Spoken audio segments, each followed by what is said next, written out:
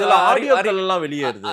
வெளிய வந்து இல்ல ஆடியோக்கள் மறுபடியும் எதுவுமே முழுசா பார்க்காம அந்த பசங்கள நம்ம ஆரம்பத்துல இருந்தே சொல்லியிருக்கேன். இதே உங்ககிட்ட நான் பதிவு பண்ணியிருக்கேன். அந்த முரளிராஜா, சுதர்ஷன், முத்துகிருஷ்ணனை வந்து இங்க ஆடியோ பதிவுக்கு கொண்டு வந்தாங்க. அங்கேயும் நான் பிரஸ் மீட் அதே இடத்துல வச்சு கொடுத்தேன். நம்ம வந்து கமிஷனர் ஆஃபீஸ்க்கு பக்கத்துல இருக்கிறதுல அந்த டிஜிபி ஆஃபீஸ் பக்கத்துல அங்கே என்ன சொல்லியிருக்காங்க அப்படின்னா, இந்த பசங்களை வற்புறுத்தி நீங்க தான் பண்ணீங்கன்னு ஒத்துக்கோ ஒத்துக்கோ ஒத்துக்கோன்னு காவல்துறை ஆரம்பத்திலேருந்தே இன்சிஸ்ட் பண்ணிருக்குங்கிறது வந்து நம்ம திரும்ப திரும்ப இல்ல எதுக்கு மறைக்கணும் இத போய்? இல்ல அவங்க எதுக்கு ஒத்துக்க இல்ல அவங்க சொன்னது வந்து நீங்க பண்ணீங்கன்னு கண்டுபிடிச்சிட்டோம் வந்து அவங்க வந்து நீங்க தான் பண்ணீங்க அப்படின்னு மறுபடியும் மறுபடியும் அவங்கள சொல்லி நீங்க ஒத்துக்கோ, நீ ஒத்துக்குனா நான் அரசு வேலை வாங்கி தரேன், உனக்கு பணம் வாங்கி தரேன், உங்க வீட்டுல உள்ளவங்களுக்கு வேலை வாங்கி தரேன் அப்படின்னு இவங்க வந்து குற்றவாளிகளை கண்டுபிடிக்காமல் குற்றவாளிகளை ஏதோ ஒரு நிர்பந்தத்திற்காக தப்ப விட்டு இந்த பாதிக்கப்பட்ட தலித் மகளையே ஒத்துக்க வைக்கிறது தான் இந்த காவல்துறையுடைய குறிக்கோளா இருந்துச்சுன்னு ஆரம்பத்திலிருந்து நம்ம பதிவு பண்ணிருக்கோம். அதுதான் இங்க முடிவு. நீங்க மர்மம் மாதிரி ஒரு மர்ம தேசம் மாதிரி சொல்றீங்க ஏதோ கதை.